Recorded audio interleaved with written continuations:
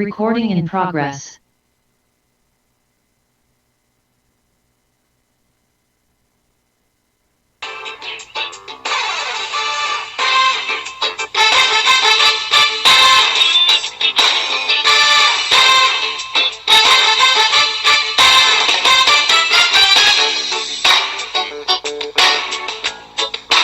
Praise you, Lord.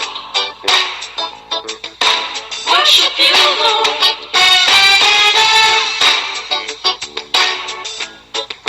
Praise you, Lord. Worship you, Lord. Beautiful, powerful, you don't want blessings. Beautiful, powerful, you don't want blessings.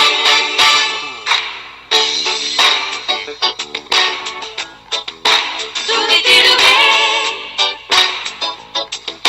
தொழுதிடுவே.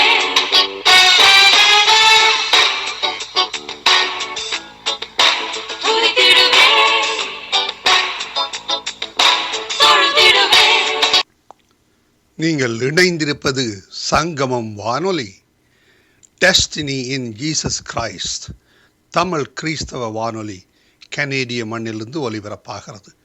Mark 16:15, மத்தேயு 24:14 வசனத்தின்படி இயேசு சீசர்களை நோக்கி, நீங்கள் உலகெங்கும் போய் சர்வ சிருஷ்டிக்கும் சுவிசேஷத்தை பிரசங்கியுங்கள்.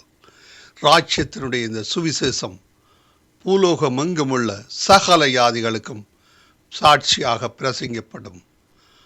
அப்பொழுது முடிவு வரும் என்ற வசனத்தின்படி ஆத்துமாக்களை பரலோகத்தில் சங்கமிக்கும் வானொலி சங்கமம், சங்கமம், சங்கமம்.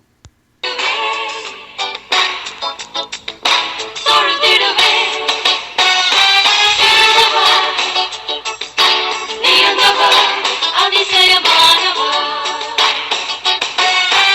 இருந்தவர், நீந்தவர், அதிசயமானவர். ஒரு வார்த்தை இருந்தது, அந்த வார்த்தை தேவன்தானே, அந்த வார்த்தை தேவன்தானே. அகிலமாளும் வார்த்தையது, ஜீவனுள்ள வார்த்தையது. வானம் பூமி மாறினாலும் மாறாத வார்த்தை தேவன் வார்த்தை. வானம் பூமி மாறினாலும் மாறாத வார்த்தை தேவன் வார்த்தை. ஆதியிலே ஒரு வார்த்தை இருந்தது, அந்த வார்த்தை தேவன்தானே, அந்த வார்த்தை தேவன்தானே, அந்த வார்த்தை தேவன்தானே. 1 ராஜாக்கள் 13ஆம் அதிகாரம். யெரொபெயாம் தூபம் காட்ட பலிபீட தண்டையிலே நிற்கையில், இதோ தேவனுடைய மனுஷன் ஒருவன் கர்த்தருடைய வார்த்தையின்படியே யூதாவிலிருந்து பெத்தேலுக்கு வந்து அந்த பலிபீடத்தை நோக்கி, பலிபீடமே, பலிபீடமே, இதோ தாவீதின் வம்சத்தில் யோசியா என்னும் பேருள்ள ஒரு குமாரன் பிறப்பான். அவன் உன்மேல் தூபம் காட்டுகிற மேடைகளின் ஆசாரியர்களை உன்மேல் பலியிடுவான். மனுஷரின் எலும்புகளும் உன்மேல் சுட்டரிக்கப்படும் என்பதை கர்த்தர் உரைக்கிறார் என்று கர்த்தருடைய வார்த்தையை கூறி, அன்றைய தினம் அவன் ஒரு அடையாளத்தையும் சொல்லி, இதோ இந்த பலிபீடம் வெடித்து அதன் மேலுள்ள சாம்பல் கொட்டுண்டு போம். கர்த்தர் உரைத்ததற்கு இதுவே அடையாளம் என்றான். பெத்தேலில் இருக்கிற அந்த பலிபீடத்துக்கு எதிராக தேவனுடைய மனுஷன் கூறின வார்த்தையை ராஜாவாகிய யெரொபெயாம் கேட்டபோது, அவனை பிடியுங்கள் என்று தன் கையை பலிபீடத்திலிருந்து நீட்டினான். அவனுக்கு விரோதமாய் நீட்டின கை தன்னிடமாக முடக்கக்கூடாதபடிக்கு மரத்து போயிற்று. தேவனுடைய மனுஷன் கர்த்தருடைய வார்த்தையால் குறித்திருந்த அடையாளத்தின்படியே பலிபீடம் வெடித்து சாம்பல் பலிபீடத்திலிருந்து கொட்டுண்டு போயிற்று. அப்பொழுது ராஜா தேவனுடைய மனுஷனுக்கு பிரதியுத்தரமாக, நீ உன் தேவனாகிய கர்த்தருடைய சமூகத்தை நோக்கி வேண்டிக் கொண்டு என் கை முன்போல் இருக்கும்படிக்கு எனக்காக விண்ணப்பம் பண்ண வேண்டும் என்றான். அப்பொழுது தேவனுடைய மனுஷன் கர்த்தருடைய சமூகத்தை நோக்கி வருந்தி விண்ணப்பம் செய்தான். ராஜாவின் கை முன்னிருந்தபடி சீர்பட்டது. அப்பொழுது ராஜா தேவனுடைய மனுஷனை நோக்கி, நீ என்னோட கூட வீட்டுக்கு வந்து இளைப்பாரு, உனக்கு வெகுமானம் தருவேன் என்றான். தேவனுடைய மனுஷன் ராஜாவை நோக்கி, நீர் எனக்கு உம்முடைய வீட்டில் பாதி கொடுத்தாலும் நான் உம்மோடே வருவதும் இல்லை, இந்த ஸ்தலத்தில் அப்பம் புசிப்பதும் இல்லை, தண்ணீர் குடிப்பதும் இல்லை.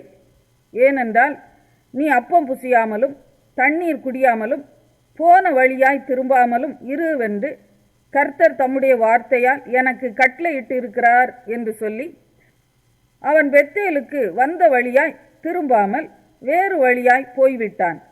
கிழவனான ஒரு தீர்க்கதரிசி பெத்தேலிலே குடியிருந்தான். அவன் குமாரர் வந்து தேவனுடைய மனுஷன் அன்றைய தினம் பெத்தேலிலே செய்த எல்லா செய்கைகளையும் அவன் ராஜாவோட சொன்ன வார்த்தைகளையும் தங்கள் தகப்பனுக்கு அறிவித்தார்கள். அப்பொழுது அவர்கள் தகப்பன் அவன் எந்த வழி போனான் என்று அவர்களை கேட்டான். யூதாவிலிருந்து வந்த தேவனுடைய மனுஷன் போன வழி இன்னதென்று அவன் குமாரர் பார்த்திருந்தபடியால் அவன் தன் குமாரருடனே கழுதையின் மேல் சேணம் வைத்து கொடுங்கள் என்றான். அவர்கள் கழுதையின் மேல் சேணம் வைத்து கொடுத்த பின் அவன் அதின்மேல் ஏறி தேவனுடைய மனுஷனை தொடர்ந்து போய் ஒரு கர்வாலி மரத்தின் கீழ் உட்கார்ந்திருக்கிற அவனை கண்டு, யூதாவிலிருந்து வந்த தேவனுடைய மனுஷன் நீர்தானா என்று அவனை கேட்டதற்கு அவன் நான் தான் என்றான். அப்பொழுது அவனை நோக்கி, என்னோட வீட்டுக்கு வந்து அப்பம் புசியும் என்றான். அதற்கு அவன், நான் உம்மோடே திரும்பவும் உம்மோடே உள்ளே போகவும் மாட்டேன், இந்த ஸ்தலத்திலே உம்மோடே நான் அப்பம் புசிக்கவும் தண்ணீர் குடிக்கவும் மாட்டேன்.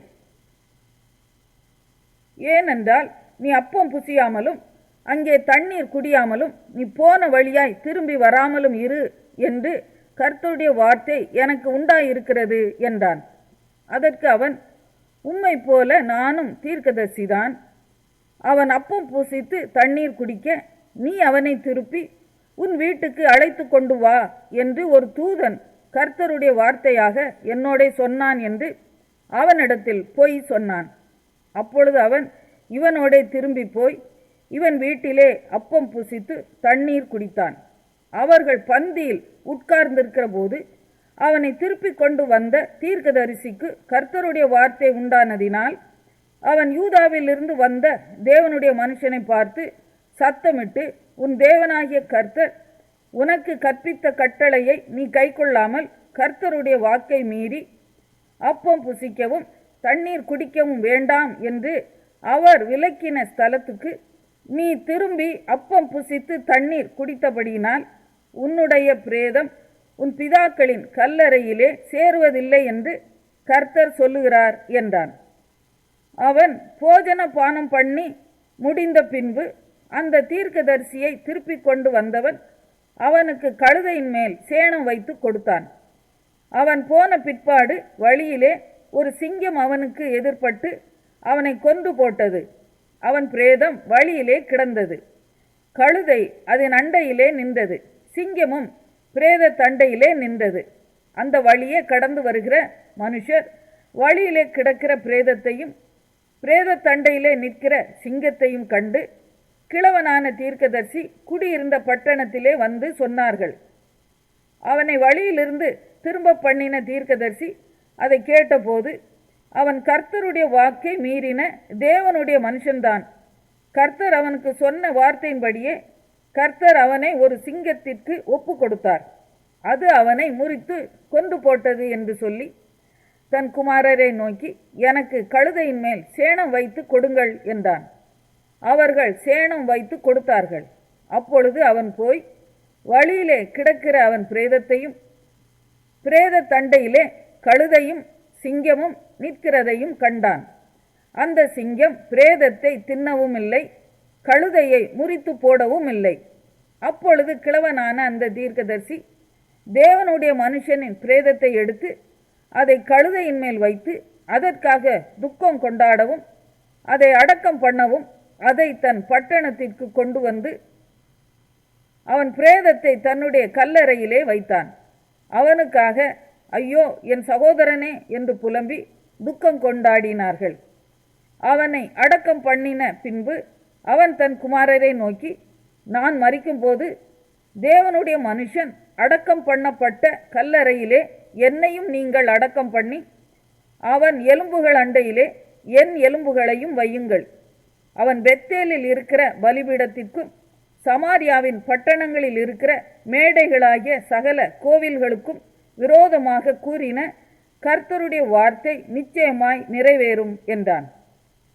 இந்த நடபடிக்கு பின்பு யெரொபெயாம் தன் பொல்லாத வழியை விட்டு திரும்பாமல் மறுபடியும் ஜனத்தில் ஈனமானவர்களை மேடைகளின் ஆசாரியராக்கினான். எவன் மேல் அவனுக்கு மனதிருந்ததோ அவனை பிரதிஷ்டை பண்ணினான். அப்படிப்பட்டவர்கள் மேடைகளின் ஆசாரியரானார்கள்.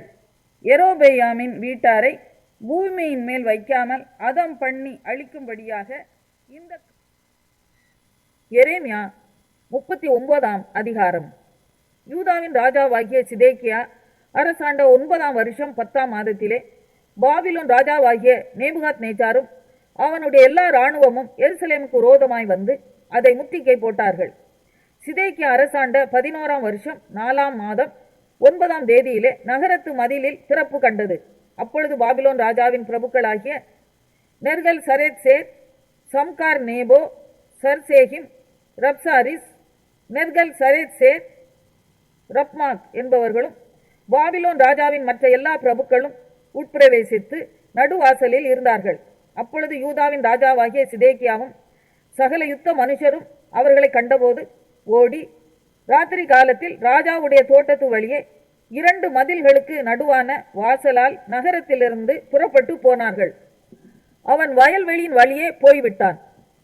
ஆனாலும் கல்தேயருடைய இராணுவம் அவர்களை பின்தொடர்ந்து எரிகோவின் சமபூமியில் சிதேக்கியாவை கிட்டி அவனை பிடித்து அவனை ஆமாத் தேசத்தின் ஊராகிய ரிப்லாவுக்கு பாபிலோன் ராஜாவாகிய நேபுகாத்நேச்சாரிடத்தில் கொண்டு போனார்கள்.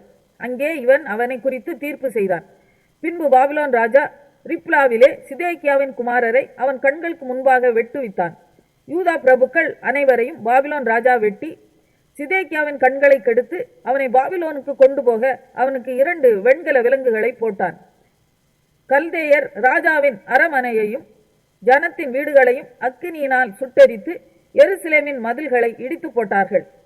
நகரத்தில் தங்கியிருந்த ஜனங்களையும் தன் பட்சத்தில் ஓடி வந்து விட்டவர்களையும் மீதியான மற்ற ஜனங்களையும் காவற் சேனாதிபதியாகிய நேபுசராதான் பாபிலோனுக்கு சிறைகளாக கொண்டு போனான். காவற் சேனாதிபதியாகிய நேபுசராதான் ஒன்றுமில்லாத ஏழைகளில் சிலரை யூதா தேசத்திலே வைத்து அவர்களுக்கு அந்நாளிலே திராட்சை தோட்டங்களையும் வயல் நிலங்களையும் கொடுத்தான். ஆனாலும் எரேமியாவை குறித்து பாபிலோன் ராஜாவாகிய நேபுகாத்நேச்சார் காவற் சேனாதிபதியாகிய நேபுசராதானை நோக்கி, நீ அவனை அழைப்பித்து அவனுக்கு ஒரு பொல்லாப்பும் செய்யாமல் அவனை பத்திரமாய் பார்த்து அவன் உன்னோடே சொல்லுகிறபடியெல்லாம் அவனை நடத்தென்று கட்டளை கொடுத்தான். அப்படியே காவற் சேனாதிபதியாகிய நேபுசராதானும் நேபுசஸ்பான், ரப்சாரிஸ், நெர்கல் சரேத்சேர், ரப்மாக் என்பவர்களும் பாபிலோன் ராஜாவின் எல்லா பிரபுக்களும் எரேமியாவை காவற்சாலையின் முற்றத்திலிருந்து வரவழைத்து அவனை வெளியே வீட்டுக்கு அழைத்து கொண்டு போகும்படிக்கு அவனை சாப்பானுடைய குமாரனாகிய அகிகாமின் மகனான கெதலியாவின் இடத்தில் ஒப்புவித்தார்கள். அப்படியே அவன் ஜனத்துக்குள்ளே தங்கியிருந்தான். இதுவும் அல்லாமல் எரேமியா இன்னும் காவற்சாலையின் முற்றத்திலே அடைக்கப்பட்டு இருக்கையில் அவனுக்கு கர்த்தரால் உண்டான வசனம், நீ போய் எத்தியோப்பியன் ஆகிய எபத்மெலேக்குக்கு சொல்ல வேண்டியது என்னவென்றால், இதோ என்னுடைய வார்த்தைகளை இந்த நகரத்தின் மேல் நன்மையாக அல்ல தீமையாகவே வரப்பண்ணுவேன். அவைகள் அந்நாளிலே உன் கண்களுக்கு முன்பாக நிறைவேறும் என்று இஸ்ரவேலின் தேவனாகிய சேனைகளின் கர்த்தர் சொல்லுகிறார். ஆனால் அந்நாளிலே உன்னை தப்புவிப்பேன் என்று கர்த்தர் சொல்லுகிறார். நீ பயப்படுகிற மனுஷரின் கையிலே உப்பு கொடுக்கப்படுவதில்லை. உன்னை நிச்சயமாக விடுவிப்பேன். நீ பட்டயத்துக்கு இரையாவதில்லை. நீ என்னை நம்பினபடியினால் உன் பிராணன் உனக்கு கிடைத்த கொள்ளை பொருளை போல இருக்கும் என்று. மாற்கு 13ஆம் அதிகாரம். அவர் தேவாலயத்தை விட்டு புறப்படும் போது அவருடைய சீஷர்களில் ஒருவன் அவரை நோக்கி, போதகரே, இதோ இந்த கல்லுகள் எப்படிப்பட்டது, இந்த கட்டடங்கள் எப்படிப்பட்டது பாரும் என்றான். இயேசு அவனுக்கு பிரதியுத்தரமாக, இந்த பெரிய கட்டடங்களை காண்கிறாயே, ஒரு கல்லின் மேல் ஒரு கல் இராதபடிக்கு எல்லாம் இடிக்கப்பட்டு போகும் என்றார்.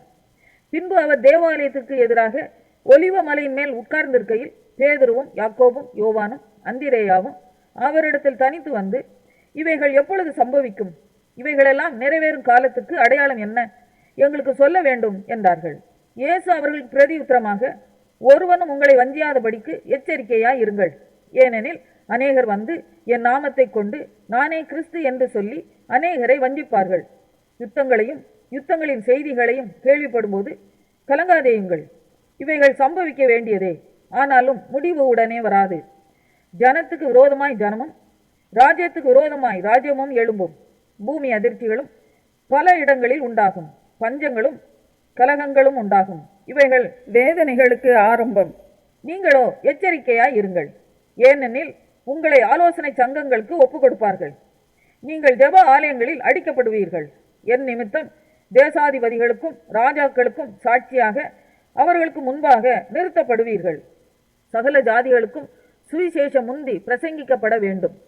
அவர்கள் உங்களை கொண்டு போய் ஒப்பு கொடுக்கும்போது நீங்கள் என்ன பேசுவோம் என்று முன்னதாக கவலைப்படாமலும் சிந்தியாமலும் இருங்கள். அந்த நாளிகையிலே உங்களுக்கு எது அருள் செய்யப்படுமோ அதையே பேசுங்கள். ஏனெனில் பேசுகிறவர்கள் நீங்கள் அல்ல, பரிசுத்த ஆவியே பேசுகிறவர். அன்றியும் சகோதரன் சகோதரனையும் தகப்பன் பிள்ளையையும் மரணத்துக்கு ஒப்பு கொடுப்பார்கள். பெற்றாருக்கு விரோதமாக பிள்ளைகள் எழும்பி அவர்களை கொலை செய்வார்கள். என் நாமத்தின் நிமித்தம் எல்லாராலும் பகைக்கப்படுவீர்கள்.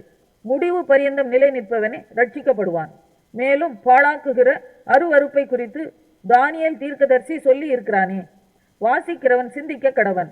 அது நிற்கத்தகாத இடத்திலே நீங்கள் அதை நிற்க காணும்போது யூதேயாவில் இருக்கிறவர்கள் மலைகளுக்கு ஓடிப்போக கடவர்கள். வீட்டின் மேல் இருக்கிறவன் தன் வீட்டுக்குள் இறங்காமலும் தன் வீட்டில் எதையாகிலும் எடுத்துக்கொள்ள உள்ளே போகாமலும் இருக்க கடவன். வயலில் இருக்கிறவன் தன் வஸ்திரத்தை எடுப்பதற்கு பின்னிட்டு திரும்பாதிருக்க கடவன்.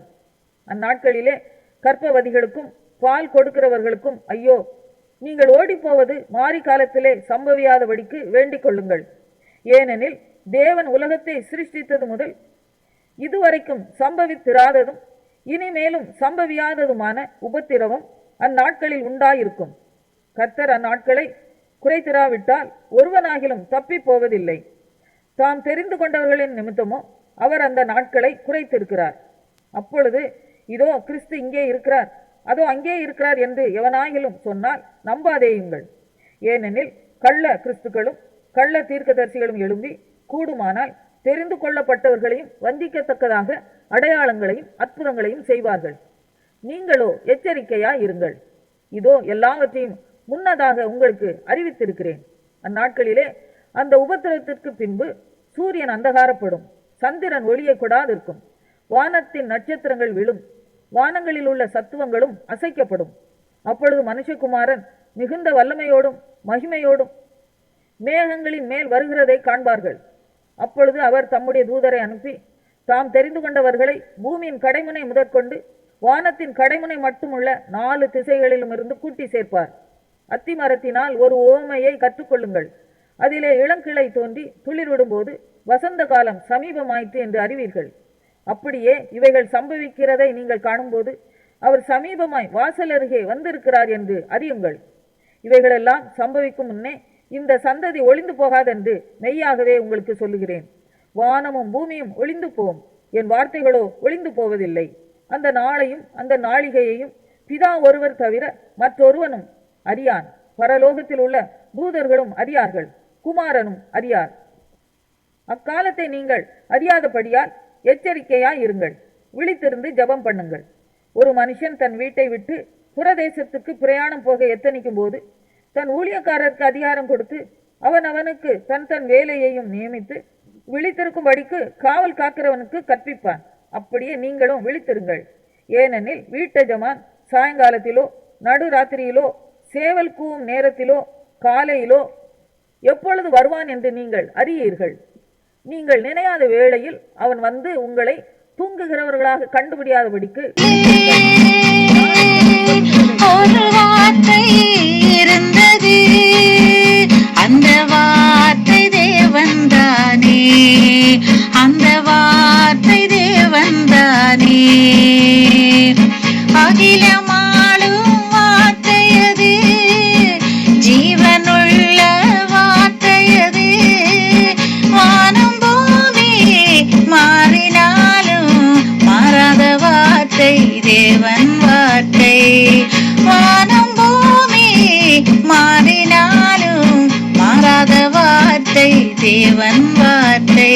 ஆதியிலே ஒரு வார்த்தை இருந்தது, அந்த வார்த்தை தேவன்தானே, வார்த்தை தேவன்தானே, அந்த வார்த்தை தேவன்தானே.